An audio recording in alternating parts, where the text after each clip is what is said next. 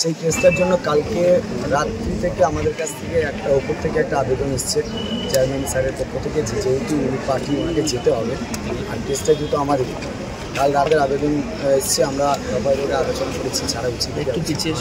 আজ সকালেও 2-3 বার আমাদেরকে এটা বলা হয়েছে, আবেদন করা হয়েছে যে যেহেতু কেসটা আমাদের যাওয়ার জন্য উনি বলছে, তো আমরা কী করতে চাই।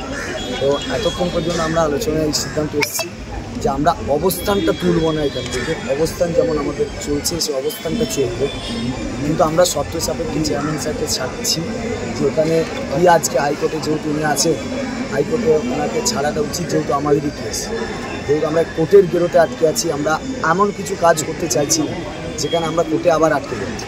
তাই আমরা আপাতত ওনাকে ছাড়ছি। দ্বিতীয়ত হচ্ছে আমরা এখনও ডিআই অফিসে যে লিস্ট গিয়েছে, অর্থাৎ যোগ্যদের যে তালিকা গিয়েছে, সেই তালিকা আমরা এখনও পাইনি, শুধু নোটিফিকেশানটা পেয়েছি। সেই তালিকার জন্য আমরা ওয়েট করব।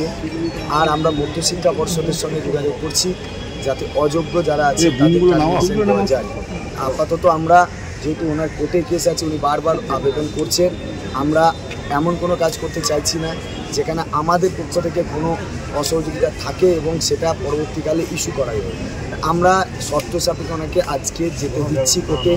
আমরা শর্ত এটাই যে যেন বাজার পর মানে হাইকোর্টে উনি আসুক, হাইকোর্টে যেন উনি হাইকোর্টে পজিটিভ রিপ্লাইটা দেয়। একটা হাইকোর্ট যেটা চাইছে সেই সাপেক্ষে চলুন, এক কোর্টের গাইডলাইন্স মেনে।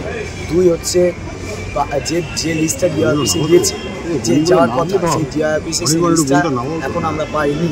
ডিআই অফিসে সেই লিস্টটা যেন আমরা অবিলম্বে দেখতে পাই, যে ওই 15,403 জন যে অংশটা আমাদের যোগ্যদের অংশ, সেই অংশটাকে যেন আমরা দেখতে পাই, সেই একটা শর্ত যাচ্ছে। আর মধ্যশিক্ষা পর্ষদের কাছে আমরা যাচ্ছি, সেটা নিশ্চয়ই এখানে নয়। আর মধ্যশিক্ষা পর্ষদের কাছে ওটা আমাদের একটা দাবি আলাদা, যে অযোগ্যদের দাবি।